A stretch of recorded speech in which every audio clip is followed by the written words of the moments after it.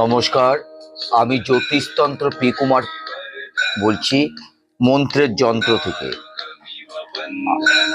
আমি গতবার রবি গ্রহের জাতক জাতিকাগণের ধনলাভের উপায় আমি বেশ কিছু কথা আপনাদের বলেছি।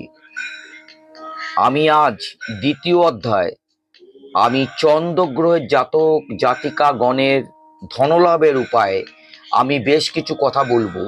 এই কথাগুলো যদি আপনারা হুবাহুব পালন করতে পারেন তাহলে কিন্তু আপনাদের জীবনে আপনাদের প্রতিষ্ঠা কেউ কোনোদিন আটকাতে পারবে না। তাহলে আপনার কি করতে হবে? আপনি যদি চন্দ্র গ্রহের জাতক জাতিকা হয়ে থাকেন সেই ক্ষেত্রে প্রতিদিন পারদ শিবলিঙ্গের পূজা করুন। যদি প্রতিদিন পারদ শিবলিঙ্গের পূজা করতে পারেন তাহলে চন্দ্রগ্রহের জাতক বা জাতিকা গণের ধনের অভাব কিন্তু হবে না। যদি রুদ্রাভিষেক করেন বা করান, মন্ত্রসিদ্ধ চৈতন্য পারদ শিবলিঙ্গ সংগ্রহ করে যথাবিধ তার পূজা করুন। প্রতিদিন চৈতন্য রুদ্রাক্ষ মালায় এক মালা ওং নমঃ শিবায় মন্ত্র জপ করুন। আমি আপনাদের হলফ করে বলতে পারি, যারা চন্দ্রগ্রহের জাতক জাতিকা আছেন তাদের ধনের একটা বিশাল জায়গা কিন্তু তৈরি হবে এই সব কাজগুলো করতে পারলে। যেমন ধরুন, দক্ষিণাবর্তী সাংকব পূজা করুন। নবরত্ন জড়িত শক্তিশালী শ্রীযন্ত্র গলায় ধারণ করুন। দুর্গা সপ্তশতী শ্রোত্তম সব গ্রহের জন্যই মঙ্গলদায়ক, বিশেষ করে চন্দ্রগ্রহের জন্য। তাই প্রতিদিন সেই স্তোত্র পাঠ করুন। যদি আপনি চন্দ্রগ্রহের জাতক জাতিকা হয়ে থাকেন, আপনি যদি চন্দ্রগ্রহের জাতক জাতিকা হয়ে থাকেন সেই ক্ষেত্রে ধন লাভের উপায় আমি একটির পর একটি আপনাদের বলে যাচ্ছি, যা আপনাদের জীবনে বিশাল আকার উপকার দাঁড়িয়ে আছে। চন্দ্রকে শক্তিশালী ও ধনলাভের ইচ্ছে হলে মতিযুক্ত চন্দ্র যন্ত্র গলায় ধারণ করুন।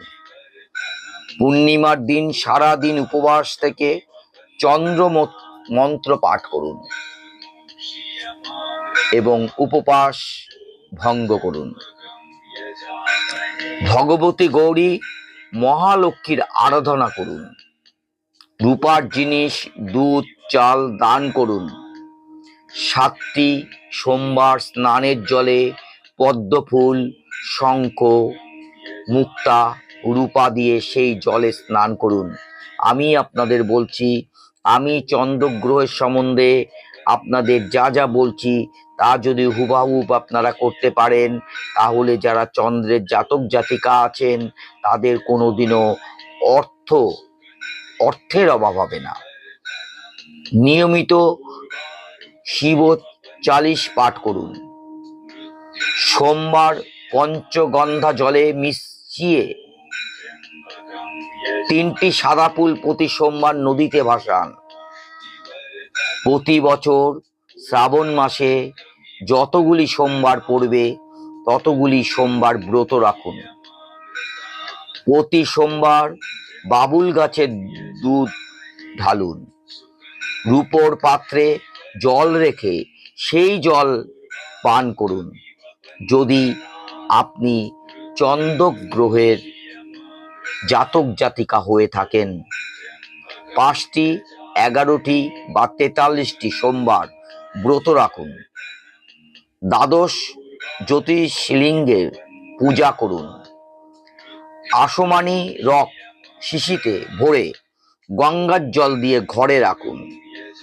উচ্চস্থানে চন্দ্র থাকলে চন্দ্রের জিনিস কাউকে দান করবেন না। যদি আপনি চন্দ্রের জাতক বা জাতিকা আপনি হয়ে থাকেন, চন্দ্র যদি নিচু স্থানে থাকে তাহলে চন্দ্রের জিনিস দান করুন। দুধের পাত্র রাতে মাথার কাছে রেখে সকালে যোগ্য ডুমুরের গাছের তলায় তা রেখে আসুন। ঘরের ছাদের নিচে কুয়ো খুঁড়বেন না। 5-11-43 দিন চন্দ্রের জিনিস দান করুন। চন্দ্রের ঘরে কেতু থাকলে শ্রী গণেশের পূজা করুন। আপনি যদি চন্দ্রের জাতক বা জাতিকা হয়ে থাকেন, তাহলে আমার এই কথাগুলো যদি আপনি হুবাহু পালন করতে পারেন, তাহলে আপনার জীবনে কোনোদিন অর্থের অভাব হবে না। চন্দ্র দ্বারা পীড়িত ব্যক্তি এই উপায়গুলি করলে ধনলাভ হবেই। অর্থ কষ্ট তার জীবনে কখনোই আসবে না। আমি আগামী শটে আসছি মঙ্গল গ্রহের জাতক জাতিকাগণের ধনলাভের উপায়। নমস্কার।